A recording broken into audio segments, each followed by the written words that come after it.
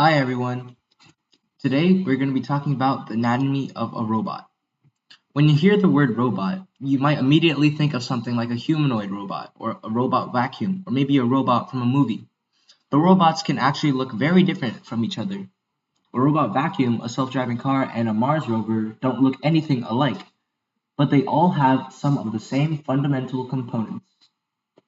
Today, we're going to break robots down into these basic components and see how they work together.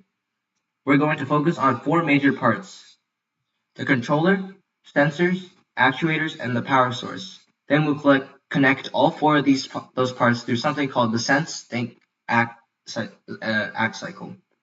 By the end, you should be able to look at almost any robot and identify what its major components are and how information flows through the system. Here's what we're going to cover today. First, we're going to answer the question, what actually makes something a robot? That's really important because not every machine that moves or does something automatically is necessarily a robot. Then we'll spend most of the lesson learning about the four major components of a robot. Those are the controller, sensors, actuators, and power source. After that, we'll put those pieces together and learn about the sense, think, act cycle. We'll also look at the three real-world examples: a robot vacuum, a self-driving car, and a Mars rover. Finally, we'll have a short activity where you'll apply what you've learned. By the end, there are three main things I want you to be able to do.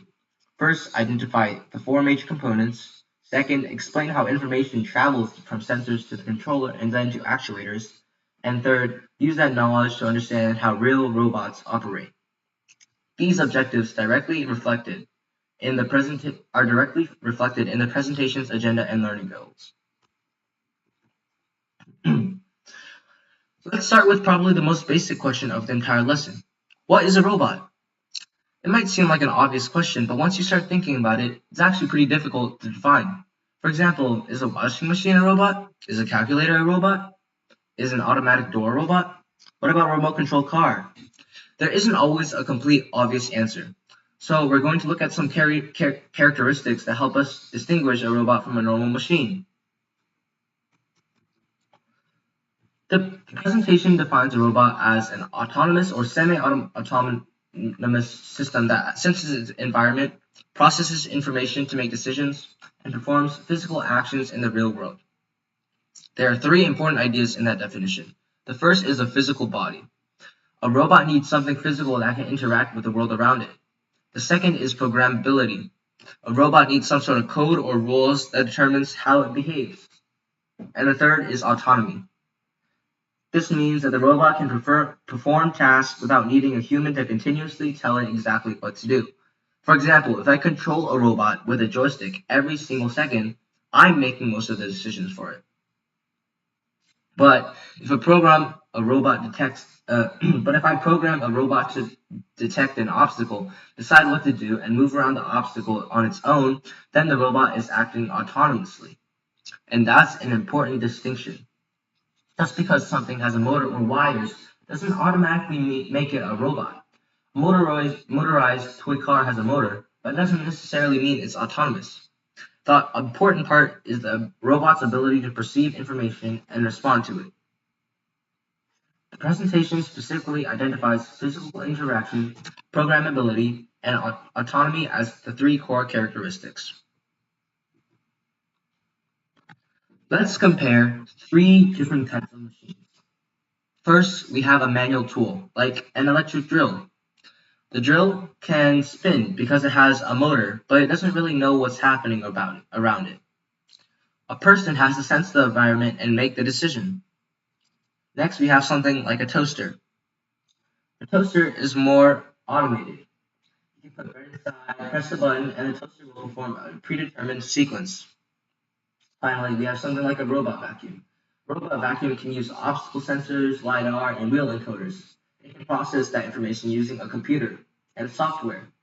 And most importantly, it can change what it does depending on what it encounters or meets. For example, if the robot is moving forward and detects a wall, it doesn't just keep moving forward. It can recognize the obstacle and change direction. So if we look at the table, the big difference is adaptability. A manual tool has essentially zero autonomy. An automated machine follows a fixed behavior. A robot can sense what is happening and adapt its behavior. That's a really important idea to remember through this presentation. The drill toaster vacuum comparison and their sensing, thinking, acting, and adaptability characteristics are shown on the side. Quick questions for the class. Can anyone think of another machine that is automated but probably won't be considered a true robot? You can pause the video here and think about your answer for a minute.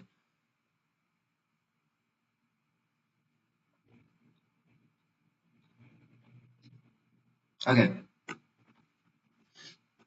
Now that we've established what we're talking about when we say robot, let's look inside one. Even though robots can be incredibly different from each other, we can break them down into four major categories. Those four categories are the controller, sensors, actuators, and power source. We're going to go through each one individually. As we go, try to think about how each component compares to something in the human body. Here's the big picture. The first component is the controller. The controller is basically the robot's brain. It processes information and runs the software that tells the robot what to do. The second component is sensors. Sensors are basically the robot's senses. They gather information about the environment and about the robot itself. Third component is actuators. Actuators are like the robot's muscles. They're what allow the robot to physically move or interact with things. And finally, we have the power source. The power source provides the energy needed for all of the other components. So, if you want a really simple way to remember this, controller equals brain, sensor equals senses, actuators equal muscles, and power source provides the energy. Keep those four ideas in your head because we're going to keep coming back to them throughout the rest of the presentation. The presentation describes these four components using the brain, senses, muscles, and heart analogies.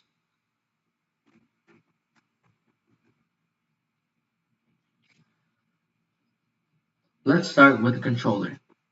The controller is the central command module of the robot. It runs software written by engineers. The software takes information from the sensors and determines what the robot should do. There are about two broad types of computing hardware mentioned here. The first is a microcontroller, or MCU. A microcontroller is essentially a computer built into a single chip. Examples include Arduino boards or ESP32 boards. They're useful for controlling electronics because they're relatively small and designed to interact with hardware. The second category is a microprocessor, or CPU, microprocessor. These are more powerful computing systems that can run larger operating systems and more complex software. Examples include Raspberry Pi and NVIDIA Jetson systems. The controller also runs what is called a main loop. Basically, the robot continuously checks its inputs, runs its code, and decides what to do next. This can happen thousands of times per second. Think about what happened when you catch the ball.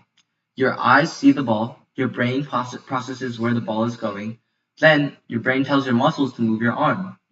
A robot controller does something surprisingly similar. It receives signals from sensors and uses those signals to control the robot's actuators. The controller's MCU/CPU distinction and main loop analogy come directly from the slide.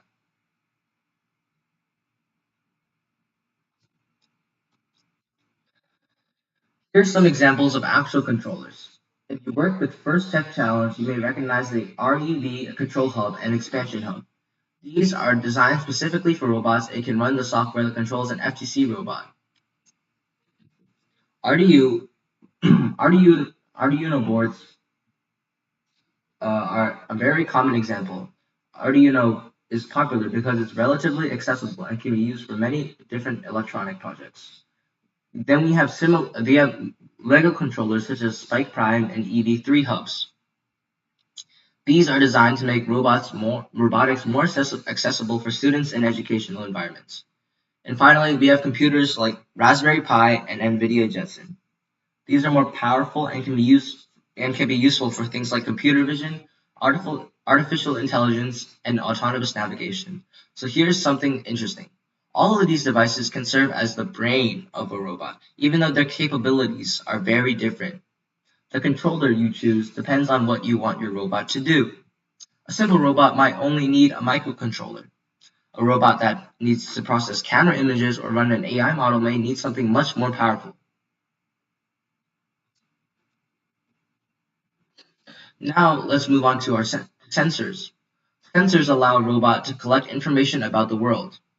A sensor takes some physical phenomenon like light, sound, pressure, or magnetism and turns it into an electric signal that the controller can understand. A useful way to understand sensors is to compare them to human senses. Our eyes allow us to see, a robot can use a camera or color sensor. Our ears allow us to hear, and a robot can use a microphone or ultrasonic sensor. We have a sense of touch, and a robot can use a bump stick or force sensor. And our inner ears help us understand balance and orientation. So a robot can use a gyroscope or IMU for similar information. There are also two major types of signals we need to understand. Digital sensors generally have discrete states. For example, a limit switch might simply tell the robot whether something is pressed or not pressed. Analog sensors can provide a continuous range of values. A potentiometer, for example, might provide a value between somewhere between 0 and 5 volts. So the important idea is that the sensors take information from the physical world and turn it into something that the robot's controller can process. The presentations, human sense comparisons, and digital analog distinction are shown here. Let's look at some specific sensors. First is an ultrasonic distance sensor. It sends out high-frequency sound waves and waits for them to bounce back. By measuring how long it takes, the robot can estimate how far away an object is. That's actually where the equation on the slide comes from. The distance is related to the speed of the sound and the time it takes for the signal to travel to the object and back. The division by 2 is necessary because the sound has to make a round trip. Next is LiDAR. LiDAR stands for light detection and ranging. Instead of sound, LiDAR uses laser pulses. A LiDAR system can send out thousands of laser pulses and use their reflections to measure the environment. This can create what's called a point cloud, which is essentially a collection of points representing objects around the robot. Finally, we have smart vision cameras. These can do more than just take a picture. They can analyze the image and identify things like colors, apotags, and objects. So we have several different ways for a robot to understand its environment, and each one has advantages depending on the situation. The ultrasonic equation, LiDAR description, and vision camera examples are included on the slide.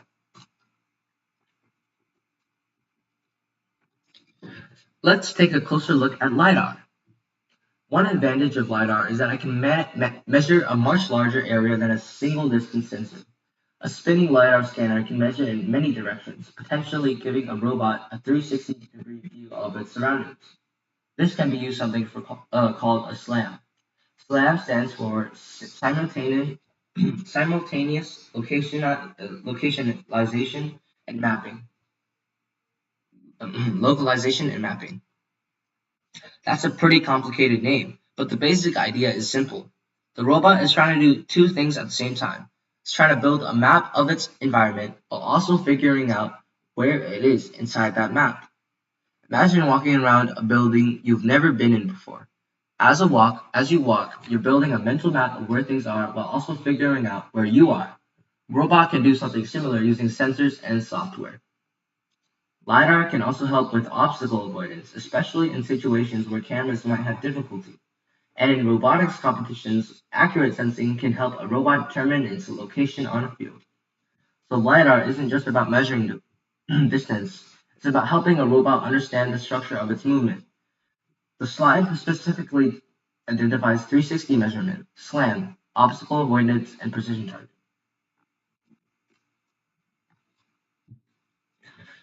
Not all sensors are used to look at things outside the robot. Some sensors tell some sensors tell the robot what's happening internally. For example, an optical encoder measures the rotation of the motor shaft. If a robot knows exactly how much the wheels have rotated, it can estimate how far the robot has traveled. This is extremely useful for navigation. Next is IMU, or inertial measurement unit. An IMU can provide information about things such as orientation, angular velocity, and acceleration. That's useful when a robot needs to know whether it's tilting, rotating, or accelerating. Then we have limit switches. These are very simple sensors. They're basically physical switches that tell a robot when a mechanism has reached a particular boundary. For example, if an elevator mechanism moves upward and presses a limit switch, the robot knows it has reached the top. Finally, color sensors measure reflected light and can help identify colors or game elements. So once again, different sensors give robots different kinds of information. A good robot doesn't necessarily need every sensor, so engineers choose sensors based on what information the robot actually needs.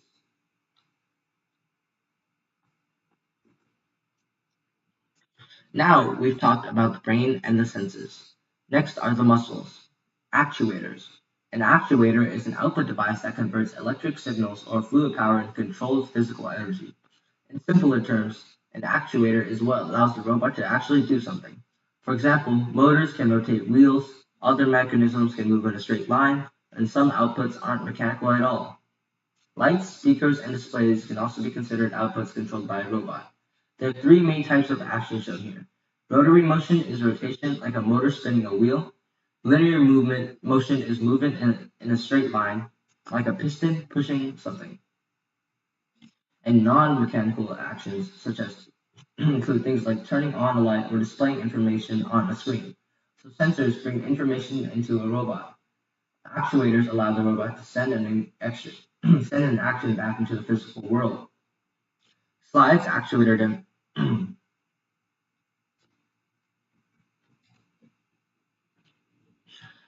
are several types of electric actuators. First, we have DC motors. DC motors provide continuous rotation and are commonly used for things like wheels and intake rollers. Next are servo motors. Servos are useful when we need precise control over position or angle. For example, instead of just saying spin this motor, we might tell a servo to move to a particular angle. Then we have stepper motors. Motors move in precise steps. They're commonly used in things like 3D printers and CNC machines, where controlled movement is important. The slide also mentions pneumatic cylinders. Unlike the other motors, pneumatic cylinders use compressed air to create linear motion. So when engineers choose an actuator, they have to think about what kind of movement they need. Do they need continuous rotation? Do they need a specific angle? Do they need extremely precise steps? Or do they need fast linear movement? The answer determines what actuator makes the most sense. Sometimes electric motors aren't the best option. For certain applications, engineers use fluid power systems. There are two major types, pneumatics and hydraulics. Pneumatics use compressed air. Because air can be compressed and released quickly, pneumatic systems can produce very fast movements. They're often used for mechanisms like clamps or competition robotics scoring mechanisms. Hydraulics are different because they use pressurized liquid. Liquid is essentially incompressible, so hydraulic systems can generate very large forces. That's why hydraulics are common in heavy industrial equipment and construction machinery. We also have solenoid valves. A solenoid valve is basically an electronically controlled switch that directs airflow. The controller can activate the valve, which changes where the air goes. But there's also a trade-off here. Pneumatics can provide very fast, high-force, linear movement, but they aren't always as good as precise intermediate positioning as an electric servo. So again, engineers have to choose the right tool for the job.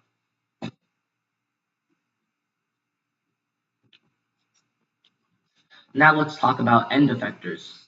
An end effector is the device at the end of the robotic arm or mechanism that directly interacts with the environment. One example is a gripper. A gripper might use two claws to grab an object. It can also use suction cups, or it can use a three-finger hand. But an end effector doesn't necessarily have to be a gripper. It could be a welding torch, it could be a drill. It could also be a 3D printing extruder. The slide gives examples of drivetrains such as mechanism wheels, tank treads, and quadrupled legs. When engineers choose these mechanisms, they have to think about several things. How much torque is required? How fast does it need to move? How precise does it need to be? And how much weight can the robot carry? and how much power is available. So actuator selection isn't just about picking the strongest motor. It's about finding the motor and mechanism that best fit the robot's specific job.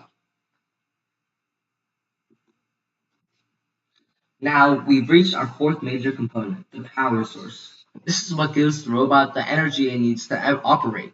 Without a reliable power source, even the best controller and motors are useless. There are three terms on the slide that are important. The first is voltage, measured in volts.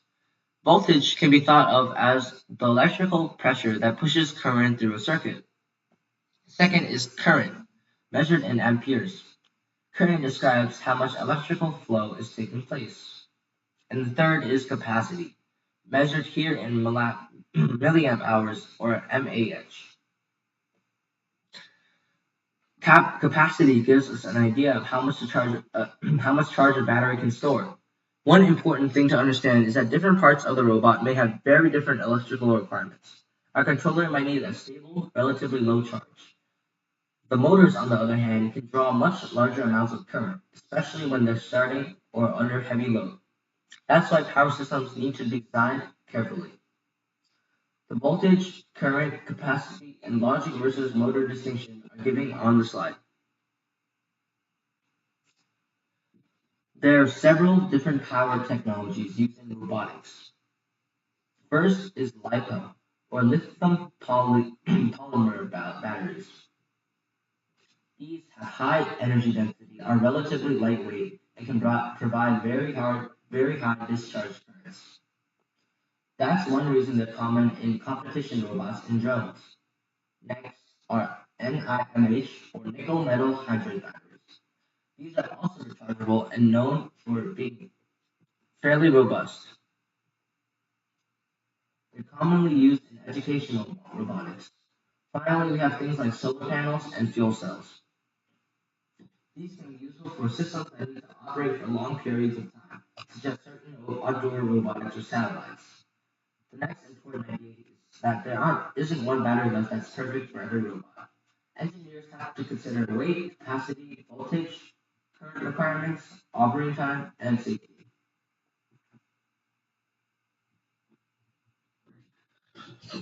Now let's think about what happens when a robot is running out of power. If a human's phone gets low on battery, we can just plug it in. But what if a robot is autonomous and there isn't a human around? The robot needs to be able to manage its own energy. For example, a mobile robot can monitor its battery voltage. When the battery gets low enough, the controller can tell the robot to stop its current task and return to the charging station. The robot can then use physical charging contacts or wireless charging to recharge itself. There are also battery management systems or BMS systems. These help monitor battery conditions and help prevent problems such as overheating. This is especially important for high capacity lithium batteries because they store a lot of energy. So power management isn't just about keeping the robot running. It's also about keeping the robot safe. Even after we have a battery, we can't simply connect every component directly to it. The robot needs a power distribution system. Power distribution hub routes power from different parts of the robot. Fuses and breakers provide protection if something draws too much current or a short circuit occurs. Voltage regulators are also important. For example, a robot might have a higher voltage battery for its motors, but its sensors or electronics may require a lower and more stable voltage. A voltage regulator can set that voltage down. Finally, we have the main kill switch. This is especially important in robotics because a robot can move unexpectedly or have a lot of stored energy.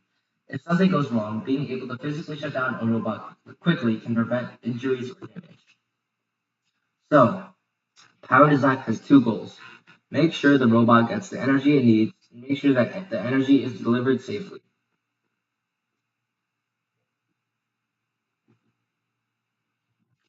Now, we've gone through all four components individually, but a robot isn't just a collection of separate parts.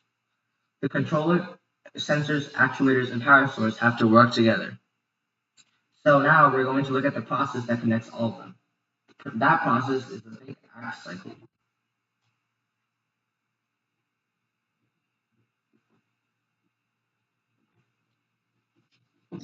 The sense think act cycle is one of the most important ideas in this entire lesson. First, the robot senses information. The sensors collect data about the robot's environment and or its own condition. Then the robot thinks. The controller processes that information and decides what to do. Finally, the robot acts. The actuators carry out the command, and then the cycle repeats. The important part is that this isn't a one-time process. After the robot acts, its environment has usually changed. So the sensors gather new information, the controller processes that information, and the robot acts again. This can happen hundreds of times every second. So instead of thinking of a robot as sense once, think once, act once, think of it as a continuous loop. Sense, think, act. Sense, think, act. Over and over again. Let's look at the first step more closely. Sense. During this phase, the robot sensors measure what's happening. That can mean measuring something outside the robot, like the distance to a wall, or it can mean measuring something inside the robot, like the rotation of a motor. The raw sensor information may need to be converted into digital format so that the controller can process it. It can also be filtered to remove noise. For example, imagine an ultrasonic sensor. It measures the distance to a wall and determines that the wall is 12 centimeters away. That measurement is then available to the robot's software. At this point, the robot hasn't made a decision yet.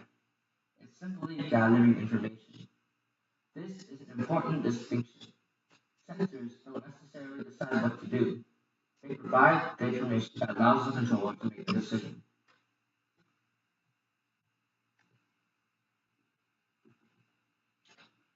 Next is think. This is where the controller receives the sensor information and uses the robot's program to decide what should happen. Let's use the same example. The sensor tells the robot the wall is 12 centimeters away. But the number 12 by itself doesn't tell the robot what to do.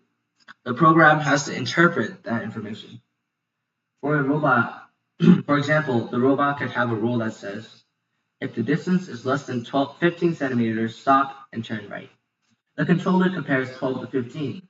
Since 12 is less than 15, the condition is true. The controller then generates the command that needed to stop and turn.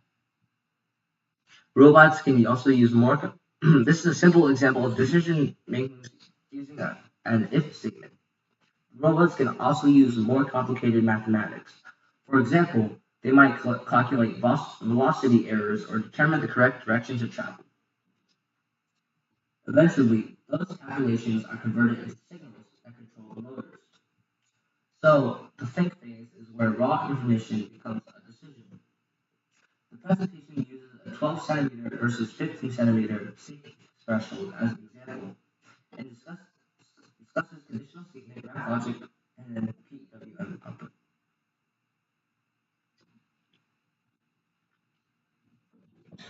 Traditional robots rely heavily on rules that programmers write ahead of time. For example, if distance is less than 15 centimeters, stop.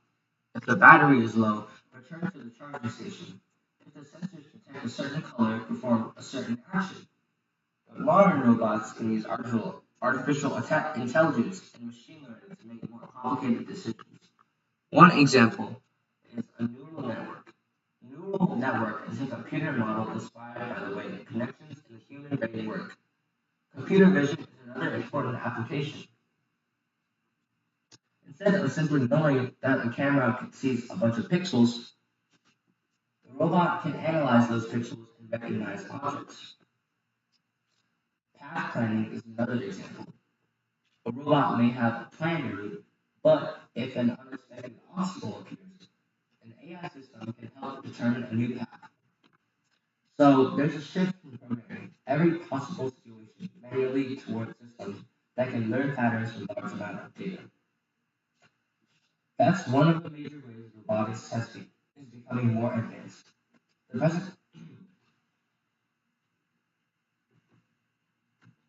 finally, we reach act. The controller has made a decision, and now the robot needs to physically do something. The controller sends commands to the motor controllers. The motor controllers use electrical power from the battery to operate the machines, the motors. For example, imagine if the robot needed to turn away from the wall. The left wheel might spin forward while the right wheel spins in reverse. That causes the robot to rotate. Once the robot has turned, its physical position has changed. The wall is no longer directly in front of it, and now we're back at the beginning. The sensors can take another measurement. The controller can think about the new information, and the actuators can perform another action. That's why the cycle is that's why this is a cycle rather than a straight line.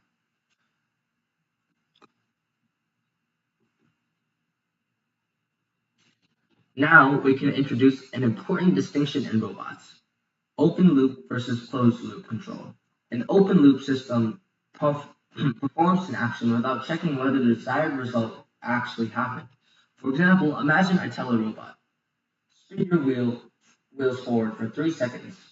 The robot will spin its wheels for 3 seconds. But what if one wheel slips? What if the robot hits an obstacle? What if the robot doesn't move as far as expected? The robot doesn't necessarily know a closed loop system is different. It uses sensor feedback to check what's actually happening.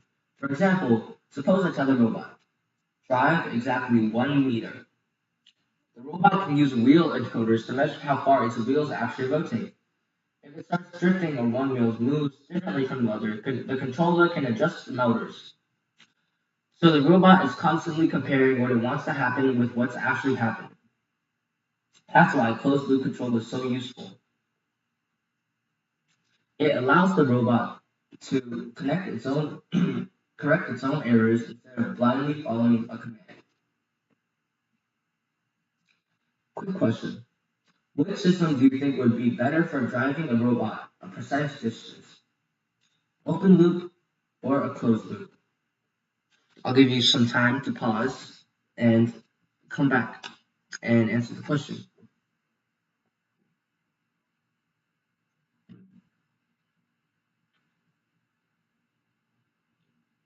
Okay, the answer would be a closed loop because the robot can use feedback to correct itself.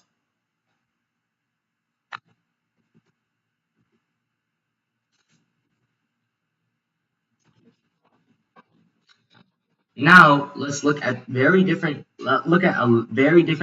approach to robotics. Soft robotics. Most of the robots we've discussed are made from rigid materials like metal and hard plastic. Soft robots use flexible materials such as silicone and rubber. Why would we want a robot to be soft? One reason is that soft robots can safely interact with delicate objects. Imagine trying to pick up an egg with a rigid metal claw. If the claw closes too hard, the egg breaks. A soft gripper can deform around the egg and apply force more gently. Soft robots can also use fluidic, fluidic channels.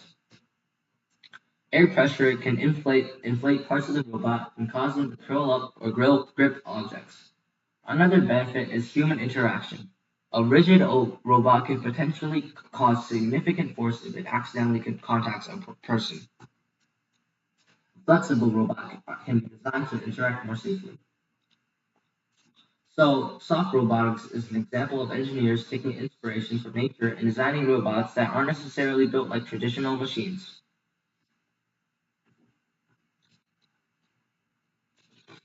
Now we've learned the theory. Let's see what this actually looks like in real robots.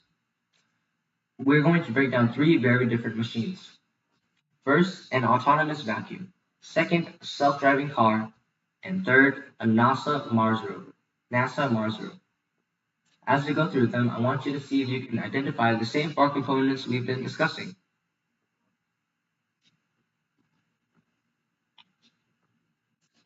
Let's start with something you might actually have in your house, an autonomous vacuum. The controller is an onboard ARM processor that can run navigation software such as SLAM. So the robot isn't just randomly driving around. It's using computing power to understand its location and plan its movement. Next are the sensors. The vacuum can have LiDAR turned on top. It can have infrared sensors that detect cliffs or stairs. It can have mechanical switches, bump switches that detect physical contact. And it can use wheel encoders to determine how far the wheels have rotated. Then we have actuators. The drive wheel motors allow the robot to move. There's also a motor for the side brush. And there's a robot and there's a vacuum impeller motor that actually creates suction. Finally, there's the power source. Slide identifies a rechargeable lithium ion battery pack in auto docking contacts. So let's identify the four components. Controller will be the onboard processor. The sensors are LiDAR, infrared sensors, bump switches, and encoders. The actuators are drive motors, brush motors, and vacuum motor. And the power is a rechargeable battery. It's a great example because all four components are working together to perform a task autonomously.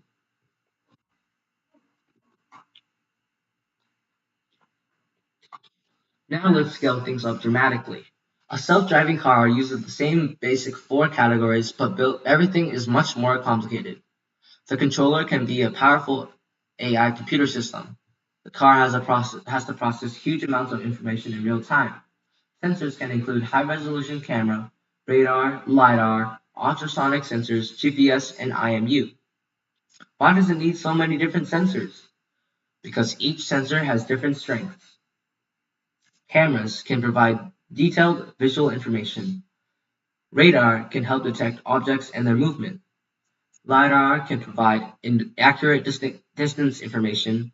GPS provides information about location. And the IMU helps determine how the information is moving or oriented. Next, we have the actuators. The car needs to control its drive motors, steering, and brakes. And finally, the power source is a high voltage electric vehicle battery. What's interesting here is that even though the self-driving car is far more complicated than a robot vacuum, we can still break it down using exactly the same four categories: controller, sensors, actuators, and power.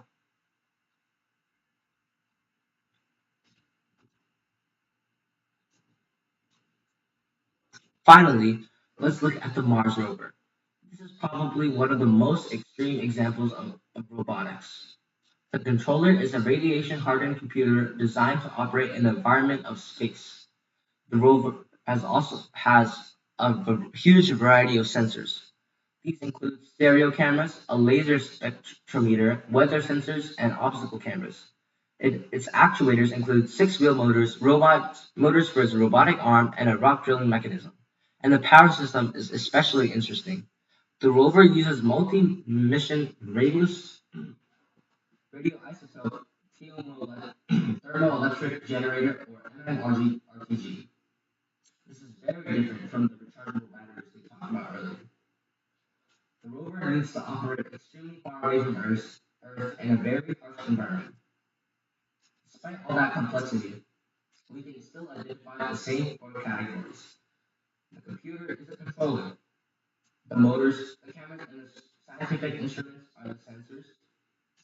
The motors and the drilling mechanisms are actuators. And the MMRTG is the power source. That's one of the biggest takeaways from this lesson. Even extremely advanced can still be understood using the same fundamental concepts.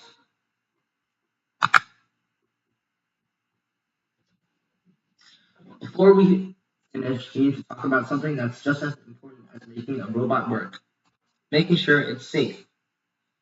A robot can become more common around people. As robots become more common around people, engineers need to think carefully about how robots interact with humans. One example is collaborative robots, or cobots. These robots are designed to work near people and can use safety systems to detect contact. There are also fail-safe systems. For example, a robot can have a physical emergency stop or redundant braking systems. But safety isn't only about physical hardware, there's also ethics. As robots become more autonomous, they can make decisions that affect people. That means engineers have to think about questions such as how should the robot respond to this dangerous situation? How do we make sure AI systems behave fairly? And how do we prevent autonomous systems from causing unnecessary harm? The important idea is that engineering isn't only about making something faster, stronger, or smarter. A successful robot also needs to be safe and helpful. That's especially important as robots become more integrated into everyday life. Now it's time to apply everything we've learned. We're going to do a short discussion activity. The goal isn't to memorize every technical term from today's lesson.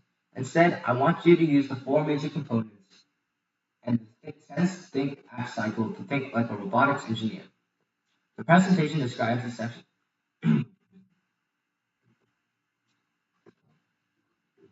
Here's the question. If you could build any robot to solve one everyday problem, what would you make it do? Take about 30 seconds to think of an idea. It could be something practical, something funny, or something completely unrealistic. Maybe you want a robot that cleans your room. Maybe it delivers food. Maybe it helps with homework. Maybe it takes care of your pets. Or maybe it does something completely ridiculous. Now turn to someone near you and explain your idea.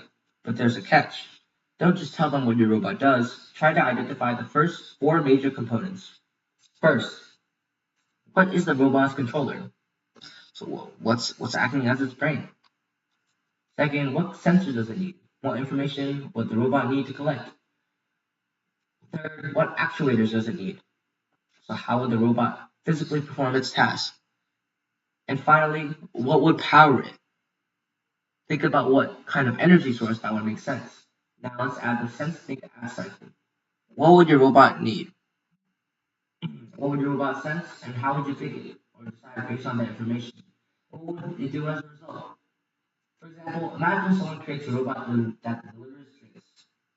It can use cameras or distance sensors to sense obstacles. Its controllers, its controller could figure out where it needs to go. Its motors could drive the robot towards the destination, and its power source could be a rechargeable battery. That's the same basic system we've been talking about all lesson. So take another minute with your partner and come up with a robot. Then you'll hear a few ideas. You can pause the video now.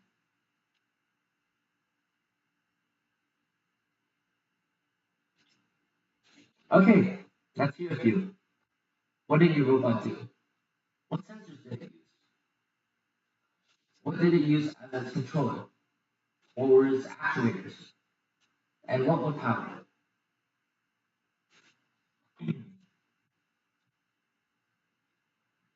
So what's interesting is that even though everyone's robot ideas might be completely different, we can still break almost all of them down into the same four categories: controller, sensors, actuators, power. Then we can explain their behavior using sense, think, act. That's really the main idea I want you to take away from this lesson.